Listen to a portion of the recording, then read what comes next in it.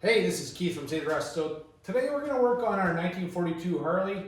I took the clutch apart a couple weeks ago because when I was riding it last summer, there was one little bit of a noise. It was hard to detect what exactly it was. I suspect it's probably just a spot in the chain that's stretched more than others because it's kind of a periodical, almost like a rhythm of it, where every now and then you just kind of hear it. It's almost like it just has to hit this specific spot. So went through it, checked out everything. I got a bit of wear in the main bearing. I can feel there's some wear, but we're gonna put it back together today. I'm gonna do some riding on it. This fall, I'm gonna probably end up taking the transmission out, getting it rebuilt, and possibly the motor. This bike I bought 9 years ago, and I put a lot of miles on it, probably 30,000 or more. It's hard to know because my speedo didn't work for about the first 7 or 8 years. These bikes have the speedo drive is in the back hub, and the originals were bronze or bronze probably, and it's rare to find a good one nowadays. So you have to put on a nylon bushing, and when you put it on, you have to just do it a specific way. I heat mine up, my shaft, and then push it into the nylon, and it holds really well. But they do wear out, or if they're not aligned, they can go bad. So I just haven't had a speedometer for many years.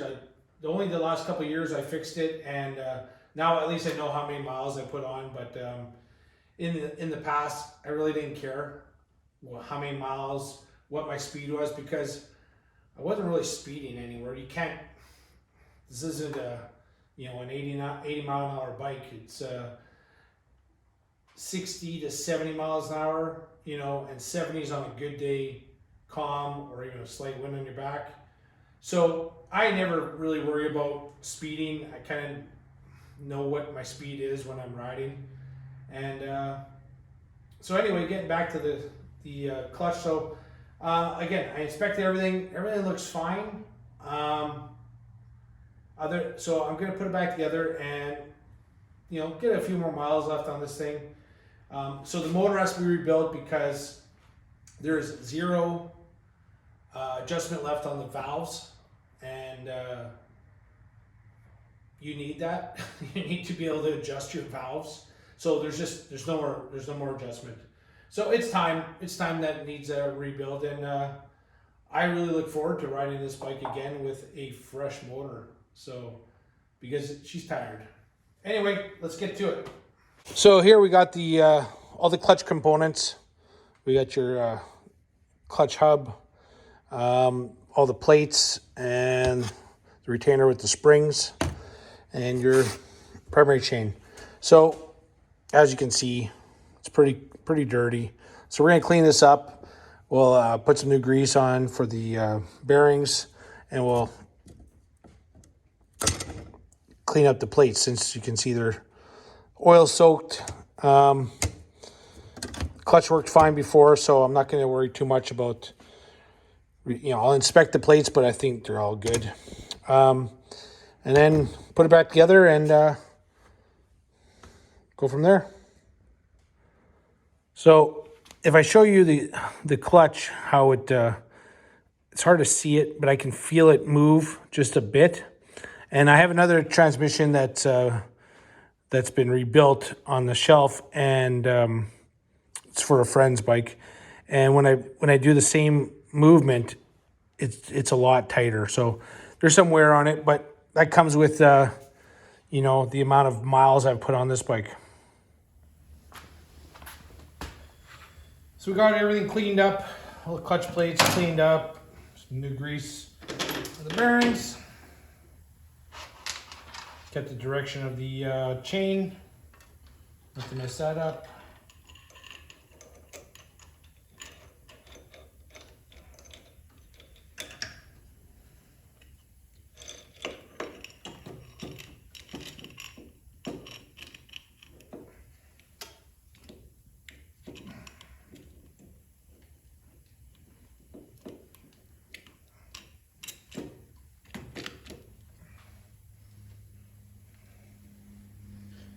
That slides on right away. And then we'll just toss the clutch plates in. So these are all clean.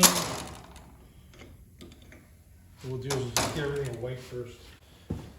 When you put the clutch plate on, because I put a bit of grease on the inside, you might want to just give everything a little wipe, get any extra grease off that might have come in contact with some of the studs, just so you don't get grease on your plates.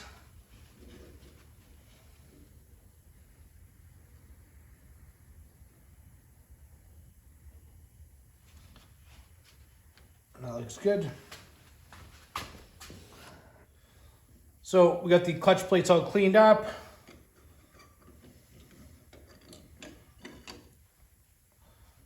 You go with the fiber first, steel second.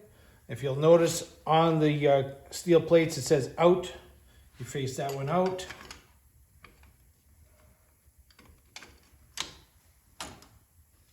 Clutch plate. And then on the second one, you always want to stagger these pieces, the guides, just so that they're not in the same alignment. It's just what I was always told and taught.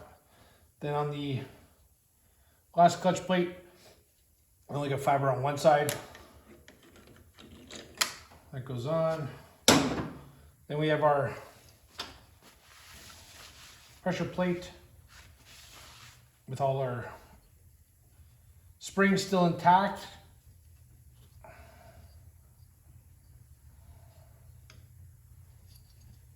You'll notice there's 2 points in between, 2 points in between, 3 points in between. So you got to line that up with the outer plate. So 1, 2, 3 in between the two studs. So we'll put that one here.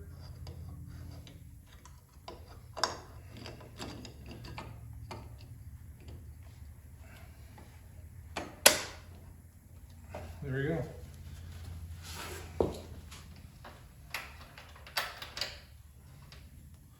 So on some of these plates, these outer plates, they have, they're knurled, they have like a bump for specific Harley nut on the later ones. I'm not really sure exactly what these ones are supposed to be originally, but I've used lock washers in the past, or lock nuts, sorry. And we'll continue to use them because they work.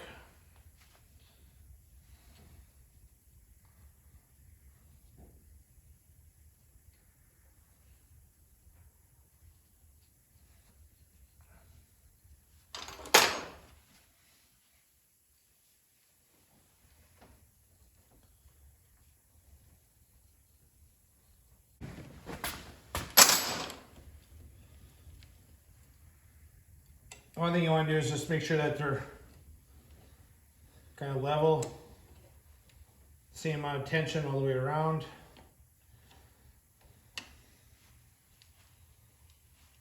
There is a measurement here.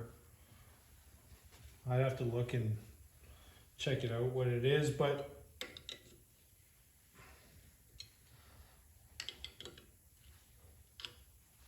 we'll start with that. Then we can take the adjusting screw nut off, because we're going to pull these washers out.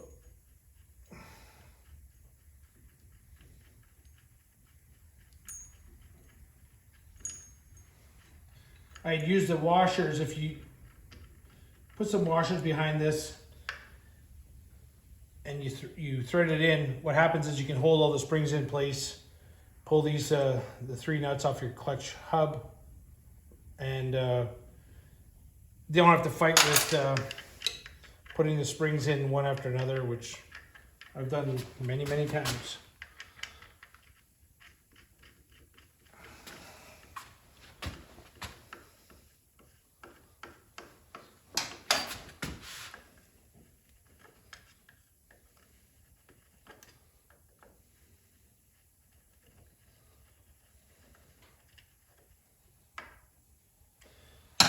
So it's all assembled. Now we just got to adjust the clutch, adjust the primary chain, what I'll do is I'll jack it up and then rotate the rear tire and see if there's any loose spots or excessive play spots.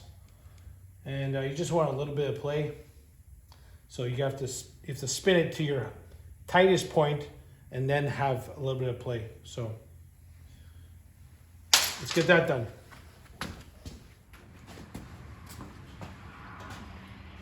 Clutch is all set up, and I did get it pre-run here, but I'll just go to show you how wore out this thing is. I can start with one hand.